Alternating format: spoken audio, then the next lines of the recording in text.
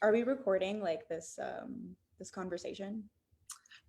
Yes and no, not on Zoom, but it is sent to Facebook. So Okay. kind of. And then I'm going to, once it's done, I'm going to re-upload it to YouTube so we can have a more shareable link. Yeah. Okay. Cool. Is the music okay for you guys? It's just for like, okay. Oh, this is the original version too, ain't it? You went into the archives. Oh, you just know what I had. You want me to change it? Or?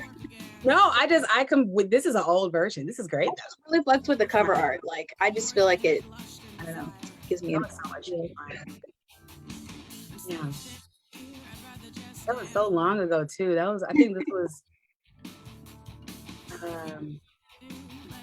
I think we released that EP in 2018. Okay.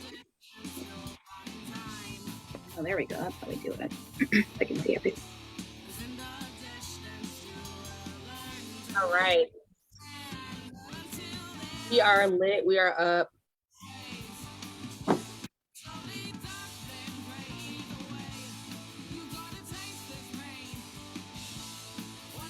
All right, it's now on Facebook, so I'm just gonna share it and then we'll give it a couple of minutes for people to come in.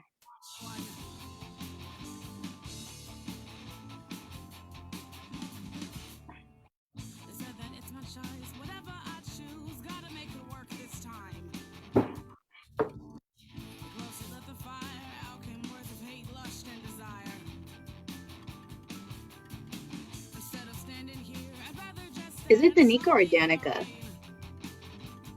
Nika. Danica. Okay, got it. I'm not a panelist though, so like no need to. No, I know. It's because I always say in the email. I'm just like, because I had a friend named Danica in high school, but I want to double check. Gotcha. Okay. They always called her Danica, and she's like, no, Danica. I'm not feeling you. All right, people are coming in. I'm seeing y'all joining us. What's good, everybody? We'll get started here in a hot second. Waiting for a couple more people to come in.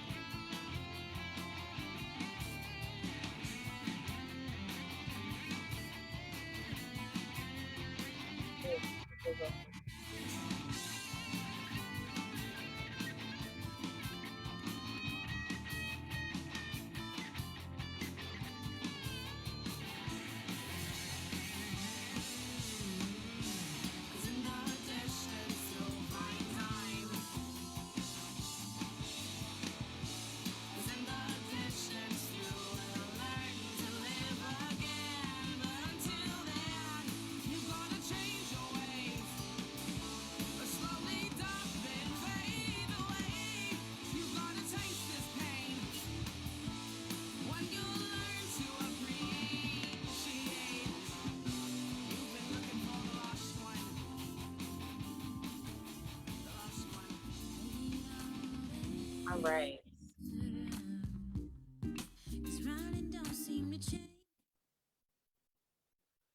Hey everybody, I'm just looking at people coming into the live stream from all these different pages, all these different directions. I'm really excited y'all are here. My name is Guitar Gabby. I am very excited for tonight's conversation. This is part 2 of the intersections of Black history in the world. So a lot of people that do know me personally know that I came up with a lot of different backgrounds. Some part of it was business, some part of it was law, a lot of it was music, and a lot of it was also conservation. And one thing that I was always told growing up is that I had to pick one. I had to pick a lane to stay in. And as a young Black girl, I am multifaceted, and I did not think that that was a narrative that I wanted to be a part of. And so I set out to find the intersections of all of these different industries that I was passionate about, and realized that there's so many other people out in the world that are like that. And not only that, but I wanted to pay homage to the importance of the Black people, Black creatives, and inventors that have come before us, and pay honor to the path that they have opened up for us to be able to do what we do. And so tonight we partnered with Guitar Girl magazine, of which I'm the diversity editor. And I'm very much excited to be passing the baton over to TxLips Gang member Aliah Guerra, who is going to be facilitating an awesome conversation with a lot of great panelists tonight. So if you all have any questions as we are moving and grooving through this, please feel free to drop it in the comment section. Myself or someone on our executive team, Danica Roberts, who is also here behind the scenes with us, we'll make sure to get those questions answered. And I don't think I have anything else to share with y'all, so I will pass it off to you, Aliah. Thank you very much, Gabby. Welcome, everyone. Welcome to the panelists as well. Really honored to be able to host this event. Also, when just Gabby reached out to me and told me about her idea for the panel and just what she wanted to really spread awareness of just throughout the community and just throughout the world. Really, I was really inspired just by the different points that we could show to other people, that Black history isn't just about music and media, but it goes so far beyond that. So I'm super excited to talk with you, and just get into some really fun conversations. So to start things off, I would love to have our panelists introduce themselves. So Chanelle, if you want to go first, I'll let you do that. Hey everybody, my name is Chanelle Ignant. I go by She Was Here on Instagram. I am a guitar player, bassist, and educator based out of the Bay Area, currently calling in from San Francisco. Glad to be here. Thank you so much.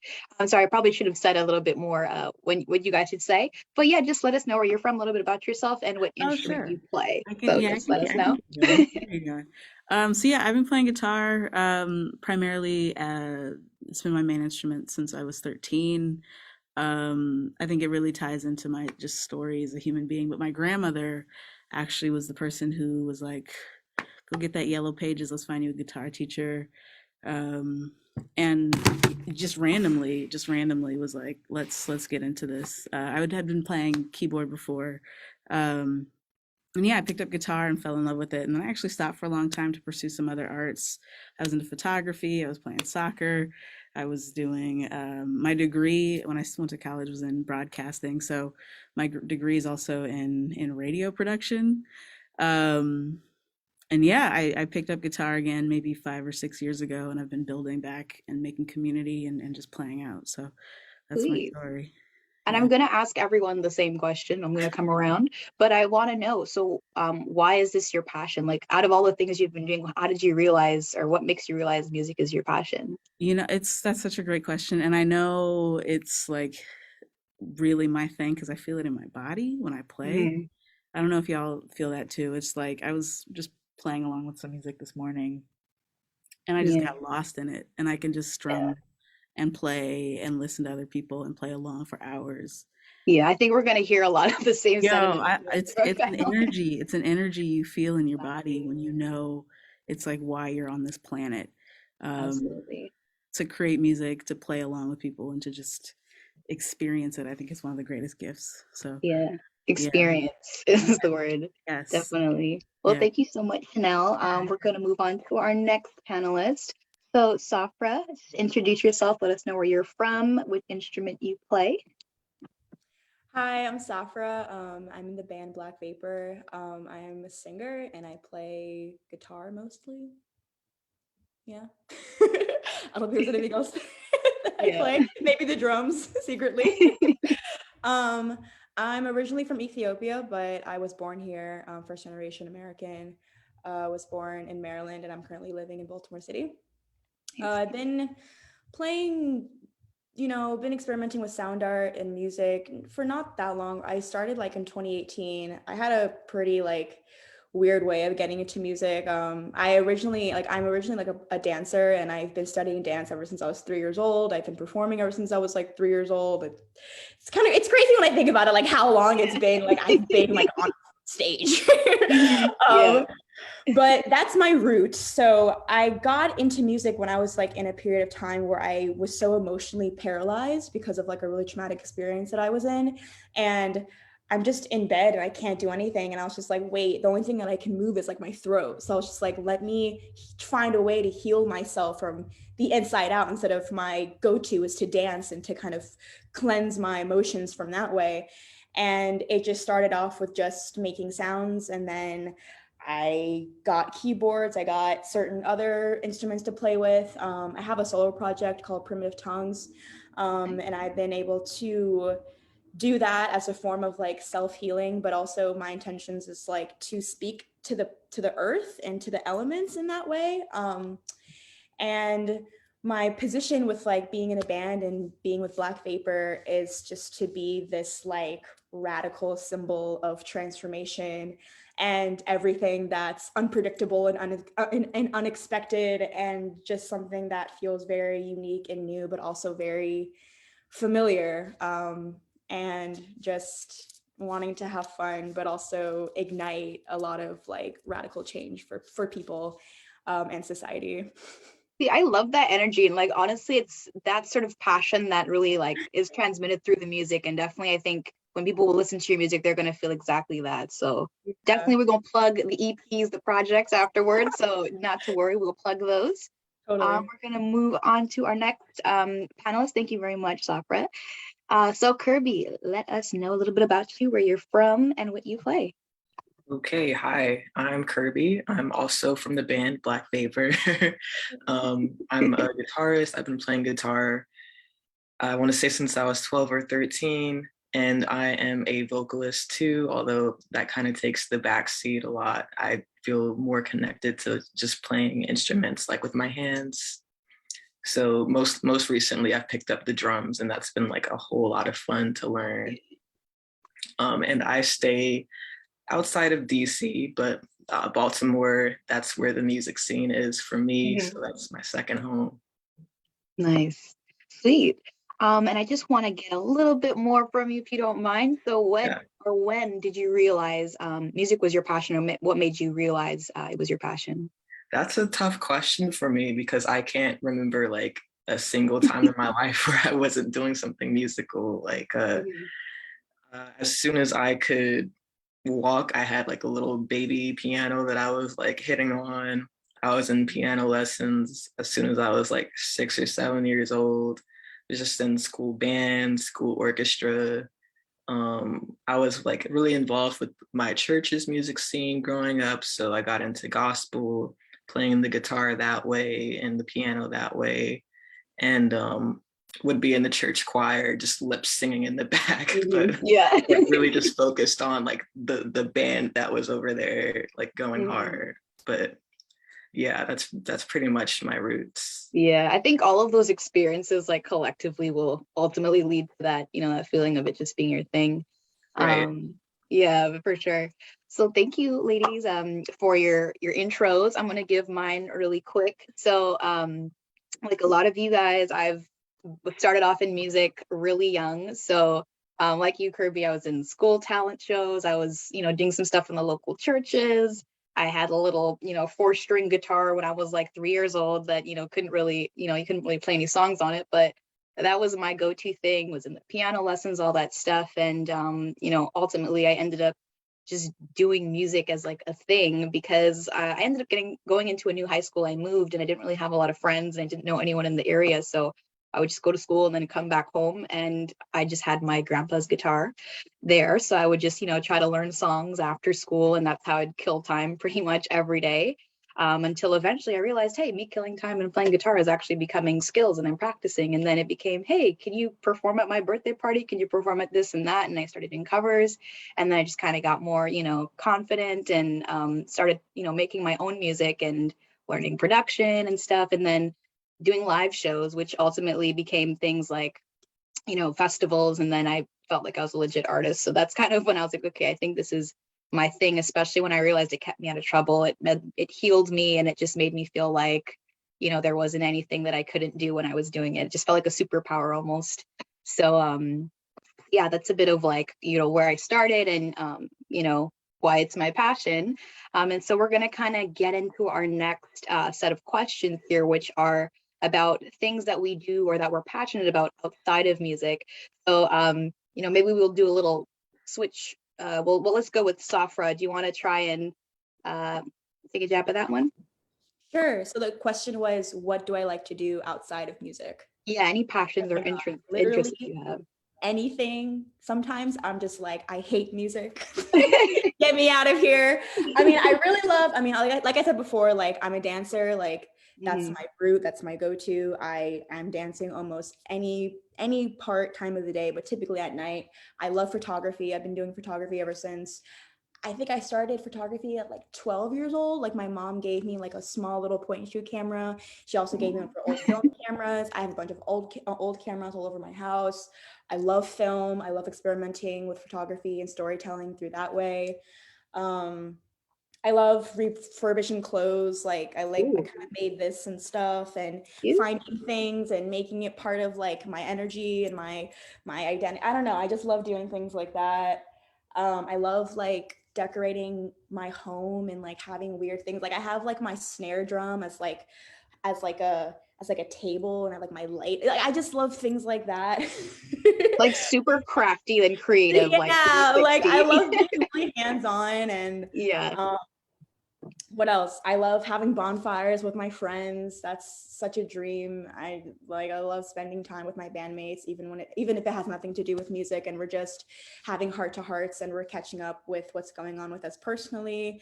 I love reading like occult books. I'm very into like the esoteric world, the occult world. I am such an intense witch. It's it's a great life. I just started to get into collecting cassette tapes. I have a great collection of cassette tapes, a lot of different noise tapes, some local bands, like Pretty in Pink soundtrack. Like I'm just trying to find things that are just things that I can't really find online. And I don't know, I try to find ways to connect to music that isn't always like just on the internet. I'm very random. I like being random. No, but I think it's great how multifaceted that is. Just in like the last like 30 seconds, I'm like, dang, she's all these different things. But that's really, Black Girl Magic. That's like Black people. That's our history. We've just, we literally transcend boundaries. We're not just one thing. So yeah, I love it. Don't feel awkward if you keep on packing. Like that's what we're here for. I think that's about it. Like, I don't know. I just like, I don't know. I love spray painting things. Like I like thrifting weird objects. But honestly, what I'm noticing just like from everything you're saying is like this underlying commonality of being able to take something and create something more amazing, or just taking, you know what I mean? But that's literally the antithesis of like how I got into a band, because like I was like, okay, I'm by myself and it's like cool, and it's like, all right, like I have this one aspect, but like this energy of myself can be emphasized if I'm like with a group, and then like we're sharing all these other aspects of it, and it just becomes stronger, and like having that force becoming stronger when you're with others. Like that's what I think about in the aspect of like being in a band, and not like, oh my god, I'm in a band, and like I'm like, no, this is like work. This is like we're mobilizing and like that kind of way. But then that's why it's so important to have so many other skills that you can bring to whatever it is that you're doing, right? Because it's like now we have this whole world of skill sets that we can access just by having this one amazing person and their energy that they bring, right? So love it. I'm gonna ask Chanelle, let's hear let me recap the question. So what are some other things that you're passionate about outside of music, and why are you passionate about Before I dive into that, dude, you're so cool. You're so Pardon cool. me? I think you're so cool, Safra. You've got something. Yeah, she is awesome. I'm like, I was like, keep on packing. Yes, that's dope. I feel like at one point in my life I had a lot of interest in things like that. I think in the past few years I've had to really like hone in on things that I care about and focus on. I think the pandemic put things in perspective, like what's important, like what do I have access to immediately? Who are the people that I want to continue building on or building with? And what are some things that I need to cut out of my life? Like what are things that I have to let go of and move on from? And I think something that's really special to me, aside from like that whole philosophical like space in this world, I really love audio storytelling. I like the idea of capturing voices in a place and time, and then sharing that with other people. And I think that also comes, I bring up my grandmother too, who passed away in 2020, but She was instrumental in bringing music into my life, bringing audio recording into my life. And we used to sit around and record to audio cassettes when I was a kid. And we would just record conversations. We would make up silly songs together. She would record me on the organ. And I think that spirit of like capturing a moment and then listening back years later and having it to play back for other people was really special to me. So that's part of the reason why I went into like radio and radio production, was like, how do I do this in a compelling way? How do I do this in a way that just captures complexities of story, of like audio textures? How do you build a sonic landscape that furthers the story? Stuff like that. So that's what I'm really into. And that makes me curious, like what made you fascinated by like the world of radio? You know, because especially with everything going so digital, we're not really always, you know, things are podcasts, you do it from your bedroom. So like, you know, you really delved into the profession of it. So yeah, what made you interested in that? Yeah, I think it's a little bit of both. It's like terrestrial radio is always dope to me because that's just that's where I started as a kid. I remember like going to sleep with the radio on. And you know, I couldn't really control the playlist, and so it was like random, and that's how I got all my music. It was like on the radio. And I would like take cassettes and like record, make my own mixtapes and stuff. Oh, she old school like that. Okay. But yeah, I think terrestrial radio is great. And honestly, I think that this boom in podcasting and in just it's really creative, and there's so many ways for people to express themselves, so many niche podcasts and audiences that people can speak directly to. And I think that's something that's changed over the past few years. It's like, you know, we had This American Life and we had like radio. We had like these big NPR podcasts, which are awesome. And they set the foundation for storytelling and what's possible. And now we have people talking about everything, like insecurity. We've got like a lot of, I used to work at the local public media station. There's a lot of cool podcasts coming out of there too, but I just love that there's a space for everybody to tell their story, and especially Black folks to tell their story and like have an audience, and like you don't have to code switch, you could just like talk. Yeah, exactly. You know, and like your audience gets it, and like the producer, you know, I just love that. I love that. Nice. Thank you very much. Yeah. And Kirby, so we'll ask, what are you passionate about outside of music and why? Okay, this is also a tough question because music is definitely my number one. But I got my bachelor's degree in English. So reading and writing are two of my other biggest passions. I really love sci-fi, but specifically like written by Black women like Octavia Butler. I mean, I've read almost every single Toni Morrison novel, and it's her birthday, so I have to like shout her out right now. Oh no, it's today. Today's my mom's birthday too. Yeah. So cool. She shares a birthday with Audre Lorde, so it's both of their birthdays and your mom's birthday. So nice. Cool. Shout outs to them. Yeah. Very cool. So I have another question. Like, so what are some of your favorite ways to write? So there's like poetry, there's stories, there's lyrics. Like what makes you feel most expressive? So usually I go with short story writing, but I'm also a poet, and I guess just because of like the tedious nature of planning out a story and putting it onto paper, lyrics are the way to go. I mean, if you feel some type of way, it's way easier to put on an instrumental or just to pick up a guitar or your keyboard or whatever and just sing to it and like let the words come out. And I feel like that's I have to ask you one more question because it like just now I'm super curious. So my favorite like person to write to, because his instrumentals are amazing, is Jay Dilla. So who's your go-to instrumentalist? Anybody in particular or just anything? Oh wow. Or style maybe if you can't find an artist. Sheesh. Yeah, I don't know. I like my own instrumentals. Listen, girl, I'm not bad at it. So yeah. If you produce your own, like that's a whole other flex. Don't even, you know what I mean? I do. On their level. So okay, great. So yeah, I guess I'll share a little bit about me. So so I'm a musician, but I feel like I've always had to kind of like if someone's like, okay, tell me a bit about yourself, it depends on who's asking. Cause then I'm like, am I giving you my professional rundown, or am I giving you my creative rundown, or is it just like both of them or other things? But so yeah, I'm a musician on one side, but like Safra said, I legitimately have a love-hate relationship with music. So sometimes I'm like, yes, this is bae. I'm gonna stay here all day, play my guitar until the sun goes down, like, you know. And then some days I was just like, yo, like this thing is stealing my life. Like I don't have, like, what am I doing? Like I'm just in the basement playing guitar by myself. I couldn't play with my band, and it was just like horrible. So I was just like, dang, I gotta find another way out of this. But like, for me, I always wanted to make sure that like I could take care of myself with my passion. So I was like, okay, well, how could I do that? So entrepreneurship became this thing I was obsessed with. And then it kind of went like music entrepreneurship. And then when the pandemic hit, I kind of was like, okay, let me see if I could do something else with entrepreneurship, but still like keep it related. So I'm not stretching too far when I have to like tell people about myself. And so I was always interested in like technology and like electronics and stuff. Like I've always been good with them and interested in them. And like, we're just in the generation where you're born into using it. So it's not super hard, but it was something that I figured I could learn. So I got into app development. And last year, 2020, I put out an app that I created on my own and developed on my own and had to learn how to do by myself.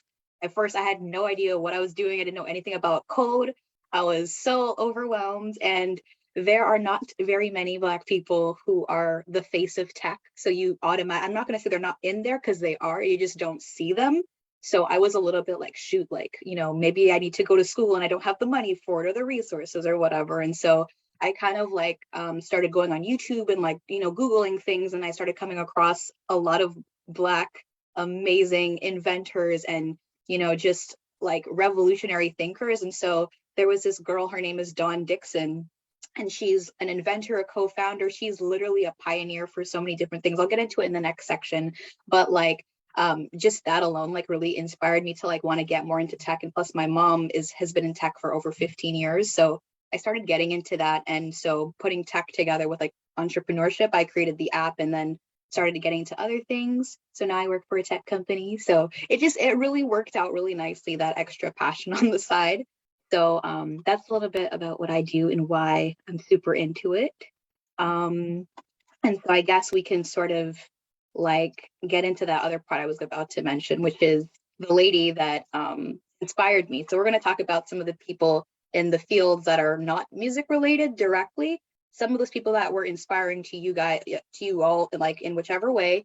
And then we'll also talk about some of the other things that those people are involved in that are not, you know, specifically music, or maybe not specifically the domain that they're working in. And let's look at how it's intersectional. That's how we're going to tie everything together. So I'm just going to start off and show you guys how that's going to work. So yeah, like I was saying, Dawn Dixon. So she was literally someone that pioneered, you know, this idea of crowdfunding online. So Popcom was also another thing she came up with, which is like a way that you can have a virtual platform essentially to run your own vending machine. So you never have to keep going to a vending machine location. You can manage it all from your phone while you're on a beach. So that was her whole mentality. And the thing is, she used to work in media marketing. She was a journalist. She got her degree in that. You know, that's what she was focused on. She was passionate about it. But then she realized, you know, the pay gap's pretty big in terms of what she wanted and what she was able to make to actually get that. So she's like, okay, well, what other things can I do? What other skills can I get to, you know, get there ultimately? And what she was doing is she was originally working as a journalist, putting the news articles online. So that's when news articles were like kind of a new thing. And she realized technology is the future of media. So it's also the future of a lot of other things. So that's why she went into creating these, you know, softwares that companies could use, because technology is the future. So now she's this huge business mogul, technology mobile. She's literally killing it. So yeah, that's just one person that I'll say. But it definitely changed the game for other musicians, because now they could have like a side business or an e-commerce thing, you know, and still do their music, still sell their merch, but not have to be at a storefront, if that makes sense.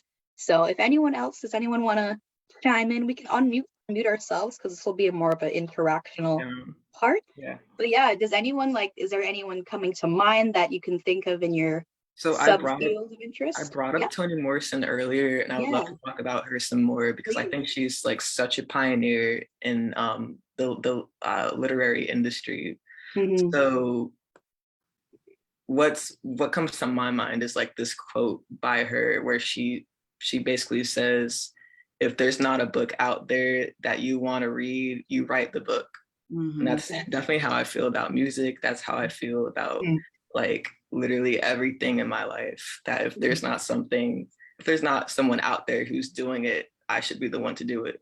Yeah. Right. And I think Safra would agree. That's what we're doing in our band right Literally. now. I'm like, what has not happened? What has not been said? Yeah. Yeah, for sure. No, I think that's a really great point. Like, and I'm just going to add to this really quickly, but it's just like, even in business, it's like you find a gap in the market, like what's not there. Don't wait for someone to invite you to their table. Make your own damn table. Right. Yeah. Sorry, Safra, was there something you wanted to add, or Kirby, were you just about to add on to that? Yeah, I was going to add. Well, you were mentioning something prior. I was going to add that, like, just within the publishing industry, like, she was like a pioneer in bringing in Black writers who were kind of just being gate kept from having their books published. And I think that's also something that I think is important within music, you know, not just working within your own little social group, but seeing like other Black people who are doing similar work. They don't even have to be doing similar work, but like we can always lift them up and bring them into like even like, for example, you know, Issa Rae, she literally had to do the same thing, and look at her now. Right. Yeah, that's a perfect example. Yeah, for sure. Even I want to tie this into Chanelle, because you know you're at the radio station, right? I worked at a radio station for 3 years. I was hosting, and the reason why I went on is because I'm like, I live in Montreal, Canada. I forgot to mention. But yeah, it's very French. I live in the French part of Canada. So I turned on the radio and didn't exactly like what I was hearing all the time. It wasn't only French music, but I wasn't exactly like, yeah, like, what is this? Like, I put this on my Spotify. Like, I wasn't like that, you know? So I was just like, you know what? I want to just put better music on the radio. So I went to the station, and got my own radio show, and I would put my whatever music I wanted to play on the radio. And I couldn't complain anymore, right? So I just kind of wanted to know, like, Chanelle, was there anything that you felt was missing, you know, just in the radio industry or on the airwaves or in regarding podcasts? Like, what did you feel like there was something missing that you could add to it? Yeah, I mean, I don't work at the public media station anymore, but when I was there, it's a great question. We actually did find a niche, an audience that was missing, and that was young people. That was high school students. Wow. That's a good point. Yeah, I used to work in the education department. Shout out to the education department at KQED. And yeah, I worked with my supervisor at the time, Ariana Prale, who's also a badass like producer, radio person out here in the Bay. And we put together a project that gave students an opportunity to create stories about their communities and about their lives and share them on the airwaves.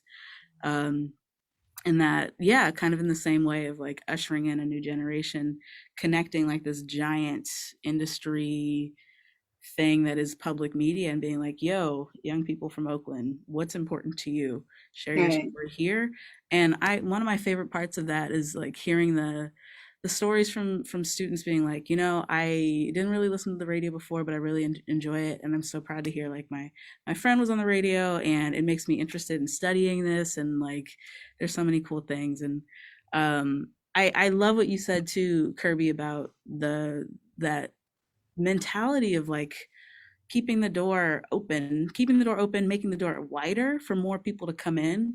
And I also want to give a shout out to Celeste Henderson, who is, I don't know if y'all know who she is, but she is a badass guitarist that I've been following for years on Instagram. And like last year, she reached out to me randomly because I was playing She Shreds stuff. And she was like, yo, I see you playing on there. And like, let's get in touch. I want to put you in touch with Gibson. And I just remember thinking like, whoa, this woman is like on the rise in her career, just reaching out to random old me on Instagram. And I was like, that's not random. I mean, I feel random. I'm just in my own little space. But I thought it was really dope to see a guitar player be like, yo, you're doing something dope.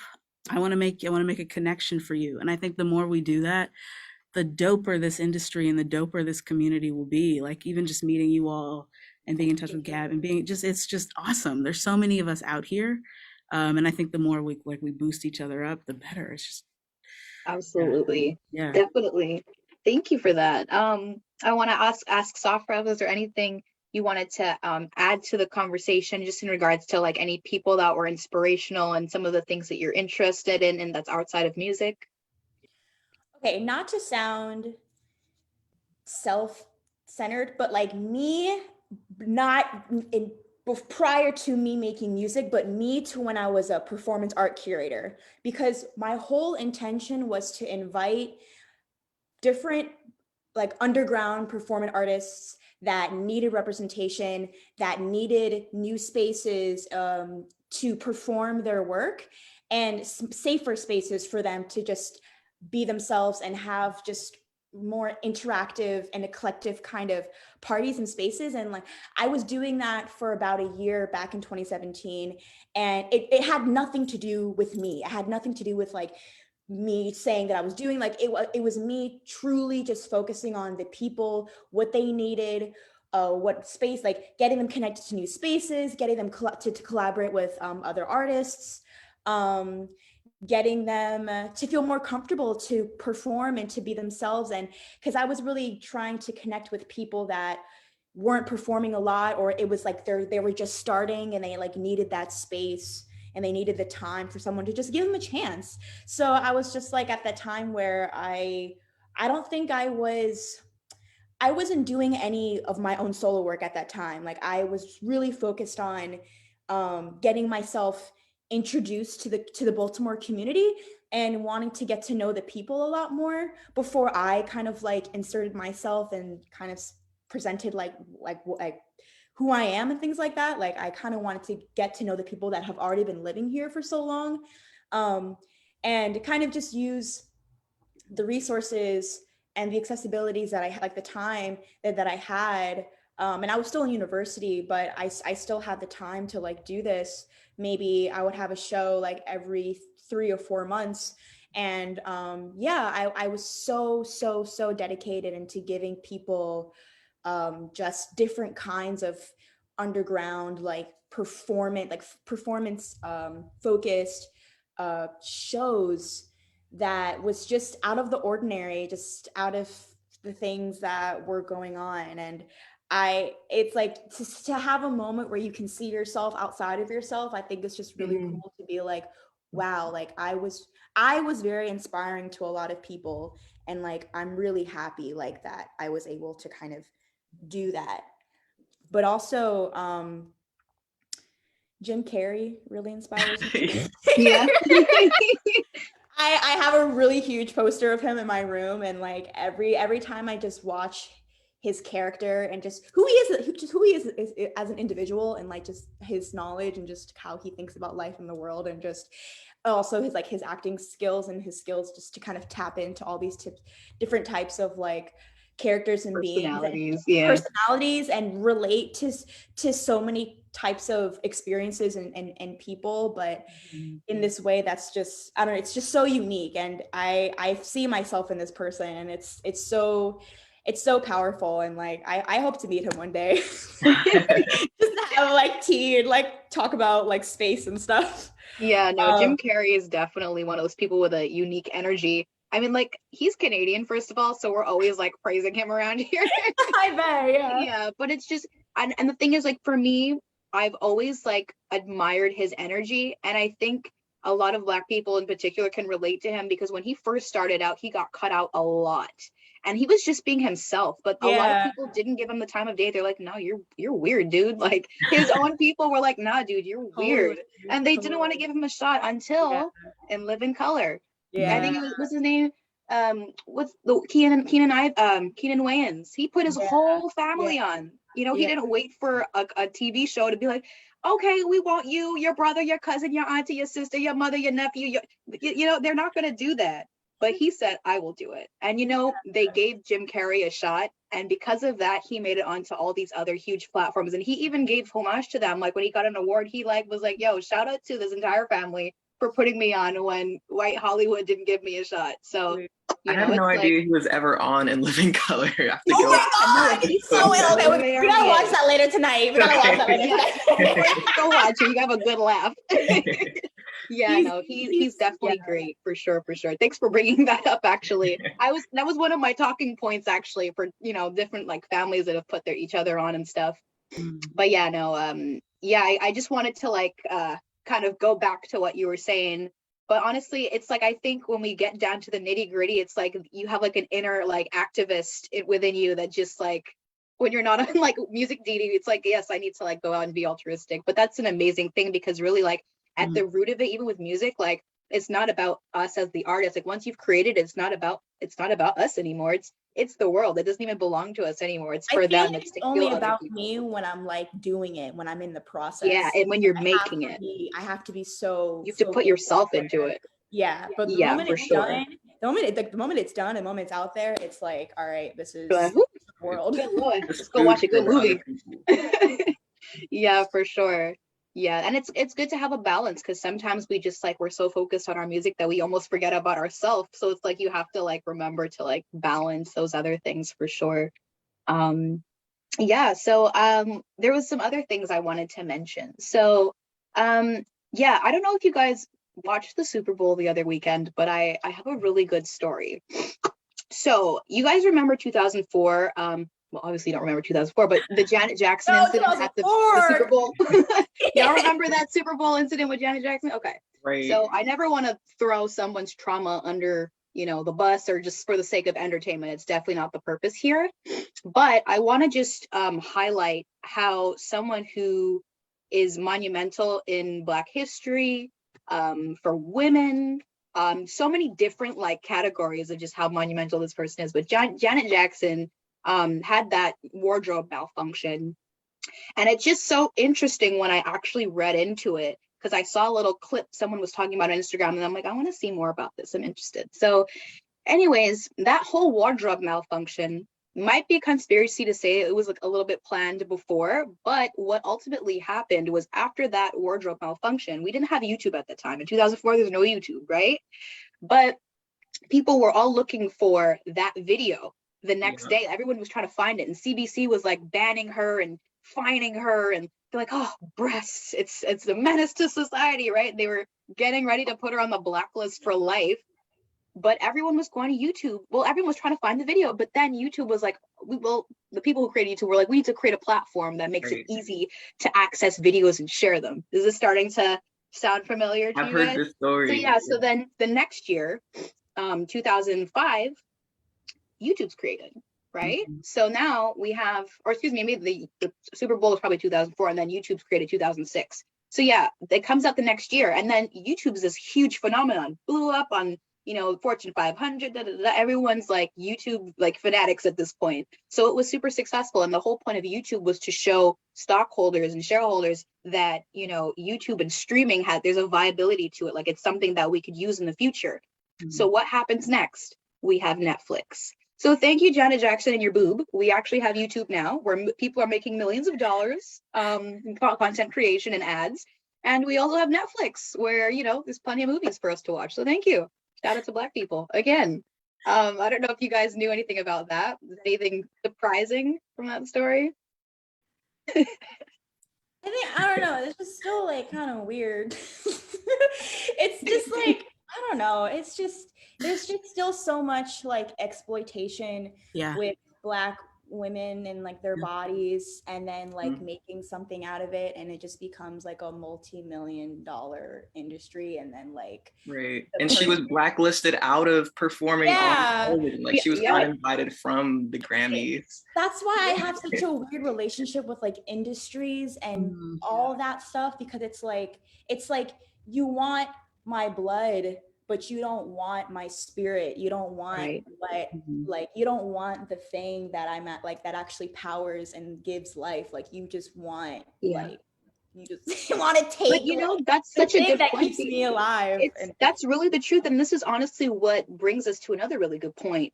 The amount of artists that really change the way like Black people as a collective view the industry and view themselves within the industry, because we really are the industry. We don't need the industry. But if you actually know what you have, what value you have, what skills you have, and then you actually put the time in to learn how you can actually, you know, maximize those skills, make money from those skills, you know, put other people on from those skills, mobilize those skills and those ideas, then that's when you actually have something to work with and you don't need those record labels. So I want to give a quick shout out to people like Nipsey Hussle, Master P, Jay-Z, Beyonce, of course. Who are some other really great ones? Those are the main ones I have on here on my notes.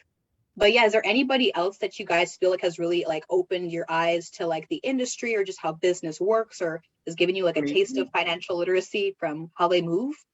For me, it's definitely Lil Nas X, and I know he's like a recent guy, but like I mean, there were no gay Black people in the industry who were blowing up. All of a sudden, this kid comes out, makes a viral song, comes out of the closet, and boom, like now it's okay to be like gay and Black and and making trap music, like the most gangsta type thing you could think of. Like I wish that could have been the world that Luther Vandross was making music in, you know, like imagine the possibilities. Anybody else? Not necessarily financial literacy, but somebody who I really respect is No Name. Yes. Oh, she's amazing. She's got one of those albums where I don't skip any songs. Which album is it? Telephone. Like I know it's like the white background. The Telephone. Telephone, yeah. Yeah. I don't skip it. It's like a no skip album for me. But and then her second album was also great and super dope. And I think what I really just appreciate is how she she uses her platform for things that matter to her, whether that's the book club that she started and the book drive that she implemented. Can you tell us a bit more about that? I didn't know she had started a book club. Yeah, I mean, I can't really speak too great about it, but I've been following her on social media and I just admire. Yeah, I think it's called No Names Book Club. And I think she just popped up some chapters in major cities. In my hometown of LA, I think she had a chapter, and I think she bought like a building, or not a building. Wow. And she sends like packages of books to incarcerated people. Yes. And I think that's dope. And I think that as an artist, like aspiring, somebody who's trying to like get into the industry, I'm like, that's what we should be doing. It's like it's about the music, and it's about just leveraging the platform and then diverting people away from the noise and into things that like just need to change. And so I really appreciate No Name's craft and her mission. I definitely love that. Just dope. Her flow is just dope. Yeah, that's what like she's effortlessly killing it on the mic for sure. Definitely. And I think it's just great that like, you know, she's showing a way that she can use her like profits from music in a way that's giving back to the community. And it's not necessarily in a way like, oh, you know, I'm just giving $1 million to this public school. And it's like, what they do with that money though? But like, you know, you can genuinely see what she's doing with it. And she's actively like, you know, engaging with her community. And like, just going back to what Safra was talking about earlier, you know, engaging with the community, you know, and getting to know them, you know, just taking time to serve them. That's a whole different experience as an artist, as an individual. And so, you know, I think that's something that should be promoted more in our community specifically, just because I think as soon as someone gets, you know, a record deal to be a rapper, they go like, let me go get some grills and let me go get a whip. You know, there's other ways that you can, you know, fulfill yourself with that money. But, you know, I wanted to also kind of move to another topic as well. So we talked a little bit about like kind of having our own platform, and talked about creating our own table, so to speak. I kind of want to mention this other, I guess, another topic. Kind of goes into music as well, but you know, for example, I want to give a shout out to Stevie Wonder. So like when the whole synthesizer came out, okay, first of all, Stevie Wonder is the best musician of all time. The mind is blind, and he can still beat me on piano any day, one hand or two hand, don't matter. But you know, and he's written some of the most beautiful songs ever. But to go to a more deeper level, you know, when the synthesizer came out, that was like high tech back in the 70s. This was big stuff. This is big news, you know, because it's like you have a piano, but you have electricity in it, and you can also change the tune and change the tone and the sound. And so fast forward, well, he spent his entire, like, I think year or two or something working in his studio, working on that, playing the drums, playing the bass, creating songs on his own, and using that synthesizer. And at the time, it still wasn't like, you know, a consumable product. It's something that, you know, like industry level studios had to buy and then get brought into their studio, get it installed, and you have all these analog, you know, things all over the place, and what you had to know how to use that thing. So, you know, so anyways, he went through that whole process, put out amazing music, and now fast forward now, all of us could go onto our computers, download an audio station software, and get a little keyboard, plug it into our laptop, and now we have something that I call a MIDI band, because you have a band and every single instrument you can think of on your little keyboard. You don't have to go to a studio and hire a pianist and hire a drummer. If you really didn't want to, you can get your ideas out in 5 minutes on with a little keyboard. So it's just like, I thought it was interesting that one man was able to really change the way that we looked at, you know, production and all these different tools that we have. Is anyone able to like mention some experiences they've had with like creating music, maybe using MIDI or any of these new softwares that came from that? Yeah, when I first started to get into music, when I started to experiment with softwares and keyboards, I was very interested. I was very interested in the genre of like no wave and kind of finding ways to create soundscapes that reflected the ways that I felt about myself or just my experience. Kind of like finding my own language through sound. It's like, and I call it my sonic signature. Nice. So I would try to find different sounds that, I don't know, I would just connect to and just kind of piece it together. And it would just be all these archives of different soundscapes. And I don't know, I can go from really soft and melodic kind of sounds, and then some sounds that are just very intense and hard and noisy and just all over the place. But it really gave me the space to see myself in another way beyond than just my body. I was just like, whoa, like I have this whole other identity through sound. And I think I've always sensed my like identity and the way that I'm existing in the world through sensation. And then I think like when I make those connections of like what sounds fit, it helps me build a stronger relationship with myself. So I feel like sound has always been like, how do I like put all these pieces together that establish like this being that I am at this certain point of time, or even sometimes it's even tracking back to things that I was in the past or things that I will be in the future. So music has this thing where it's so timeless, even if you are in the middle of creating it in that moment, like you don't know where and when you are going. And I think that's just such a cool thing. And yeah, I think the tool of like a MIDI keyboard and having access to all these different types of sounds and then manipulating them on top of that is just so powerful. I feel like it gives you access to like be inside of like your internal organs. Yeah, you just like manipulate sound. Yeah. and since I always link like my movement practice and my sound practice as being the same, like my sound practice is still my movement practice, my movement practice is still my sound practice. So it's like, how do I find aspects of like movement through sound? It's like, how do I see myself dancing and moving in a soundscape and things like that. So I love that's kind of how my mind works. But it's really like recognizing your energy, like, you know, in different forms, whether it's like, and like you were saying, it's really like music's like a time capsule almost. Like you can feel an energy that you had like 5-10 years ago when you wrote a song, and it comes right back like you're in that moment. And I think like it's really a special power. Very much. Yeah, for sure. Sorry, was one of you guys were about to tap in? I think Chanelle, were you gonna say something? I was just going to say something I really appreciate about MIDI and just DAW and everything that we have access to is the accessibility of it. I remember growing up, I couldn't afford pedals and I couldn't afford like an amp more than $100. Even a Mac was expensive. No, can we say that though? like today is still kind of true. But I think that had the idea that like you don't necessarily need a Mac. You don't have to use Logic. You don't have to use GarageBand. There are other ways to make music and manipulate audio in ways that we might not have access to. And I'm at my job studio right now, and I'm like, there's so much rat gear, and there's so many things, and it's like people can access this through a computer. You don't need to go to a studio to make a dope album or a dope song. Right. Just look at Steve Lacy, right? He sat in the $10,000 studio session, like it's like for the hour, and his manager's like, "Dude, where are you?" He's like, "I'm in the booth on the floor in the dark on his little phone." Yeah, why am I paying for this? Right.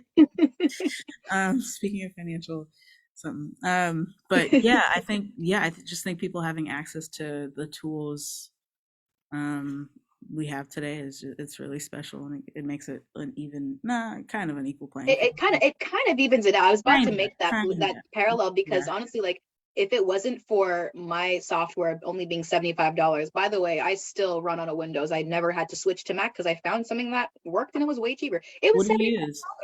I mean, I used the crack version for like 10 years, okay? But it worked very well. And it was $75 eventually when I did upgrade, because, you know, they got rid of the crack version. But anyways, what did you yeah. I made a whole album using the crack version, so it's obviously not that bad. But it's just to say, like, paying $75 for a software one time in my life versus paying $75 minimum for like a session, an hour. And like, the thing is, when you're creative, like, some days you're super creative, some days you're not, but you know what? The engineer's still getting paid for that hour, whether you get anything done or not. So I was just like, dang, if I could do this at home and figure out how to do this for free, that will save me a lot of money. And that actually allowed me to be creative when I needed to be creative rather than forcing myself. So honestly, the accessibility, yeah, I'm 100% with you on that. I'm definitely with it. What about you, Kirby? She all touched on like every point. I do feel super connected to MIDI controllers, keyboards. I'm in Logic like all day long. Like, I feel like my processor is always about to just stop and fail. Like, I'll be checking my email, I'll be watching TV, like let me sleep in the background, it's Logic running. Yeah. Yeah, I hear you. Yeah, it gives you so much freedom. Freedom is and accessibility. Those are the key words here. Yeah. And I just want to ask you, because so Chanelle and I are like both on team Windows. So for people who maybe are interested in using like Mac and Logic and all that stuff, what were some of the things that made it easier for you, or what kind of motivated you to kind of learn, you know, the intricate interface that they have there to get your ideas out? Sure. So I started on GarageBand. I wasn't interested at first in spending any more money on software. So I just used GarageBand, which came with, you know, all the little trinkets on the Mac. And it was nice because you can download the GarageBand app on your iPhone if you have an iPhone, and just like bounce between working on the laptop and working on your phone. So I was in college, and I could be like walking between my classes, like put in my headphones, listen to something I was working on, and do like terrible vocals, like using my headphones, but just like, you know, make a scratch track. And it's so easy to just use whatever medium you want to use to create your project. So eventually I did upgrade to Logic, and that's just because if you're really into beats, if you're really into drum sounds, the upgraded version is going to have hundreds of drum sounds for you to play with. And like, it's so much fun. I could go on, but it's so much fun. Yeah, I think you're right though. I started on GarageBand with my phone, and it's like, it just gave me an idea of like what I could do, you know, and then eventually when you get to Logic, it's not like you're going to be overwhelmed because you want to get access to more of the stuff at that point. So that's a really good point. Hope everyone who's listening is taking notes. If you were too scared to use Mac and Logic, there's definitely ways, because I remember seeing the manual. It was like this thick. I'm like, and I read it. Oh, of course, yeah. Kirby is the one to read. I'm gonna just be like, all right, let's just guess. I used to work with Pro Tools too, and it was kind of thick. I'm like, listen, why you gotta be so thick? Like, I'm just trying to record my ideas today. Like, I'm not trying to like look through all that. So I will say, Reddit. Too. Reddit is your best friend. If you have a question, you better Google like how to do this. Reddit. Big facts. We have a fan question. I'm just waiting for Gabby to send that in because I think it might have gone up the chat. Oh, Gabby, you're back. Hey, so I am gonna ask the question that came in from Jennifer Bliss, who is another Black rocker. Guitarist. Yeah. Jennifer is a wonderful friend, also a Spelman sister of mine. I gotta shout that out. So she asked 3 questions. One of them is, how did you learn how to play guitar? Did you take any lessons or go to school? And were any of your instructors people of color and or women? So ooh, those are great. One, how did you, my busted ass now. The dog, that happened today. But the first question is, how did you learn how to play? Number 2 is, did you learn from being in school or were you self-taught? And number 3, were any of your instructors people of color and or women? Great questions. Wants to go first? Chanelle? Okay. Yeah, let me do it. I took lessons at first and it was, slow, steady. These are chords. These are scales. I stopped taking lesson when I went to college, and then YouTube, Ultimate Guitar Tab. I learned how to read tab, and then playing by ear eventually, and just learning how to play songs from that. And I think a great teacher is Stevie Wonder, and like the greats who write amazing music, the guitarists that play amazing riffs. I think once you figure out how to figure out chords and play by ear, you've got an encyclopedia of teachers and people to learn from. That's how I learned it. Kirby, what about you? Okay.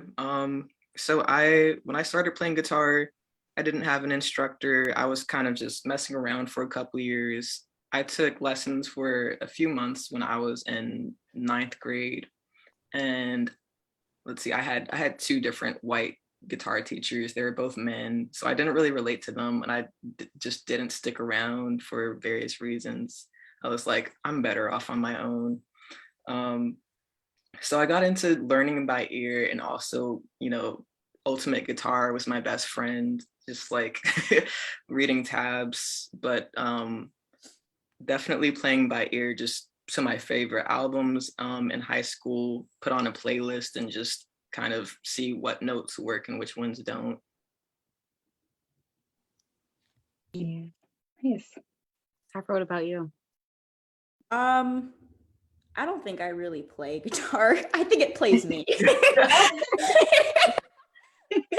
I would say that I was self-taught. I never learned from like any teachers. My method is just play for as long as you can, find stuff that you like and record it. I just know what like sounds right to me and like what resonances like I enjoy, and like I'm trying to kind of fill in. Because since I come from a more like noise background, like I just love I love playing around with like different pedals and just kind of like making distortive stuff. So like I don't have any like technical knowledge. Like you ask me what chord is this, what string is that, I'm gonna be like, I don't know, and that's not like my thing to like know those things. I'm very intuitive and emotional when it comes to like playing guitar. Yeah, it's a weird experience. Like I don't know, like instruments is such a, like guitar specifically, like it's such a foreign and like weird object, but like it's such a powerful thing, and like I think that's why I use it. But like my background with like how I learned is so, I don't think it even makes sense. Sometimes I'm just like, I don't even know how this is happening, but it's just happening. Sometimes it just happens. Yeah. Made it. Sometimes you look down while you're playing and you're like, how did I get this guitar? Like, since when do I play this well? Right. You're walking that shit. Yes, I love it. I love it. Well, I really, I just wanted to come on and personally thank everybody for being I here. didn't get to answer. Please. Aliah, I'm sorry. Go ahead. I thought you was gonna let me answer too. Sorry. Okay, I'll answer real quick because I know we're wrapping up. Okay, let me answer real quick. So, how did I start playing? So basically, my grandfather used to be a music teacher years and years and years ago, put me in piano lessons, but he passed away by the time I was like 12, 13 and started playing guitar.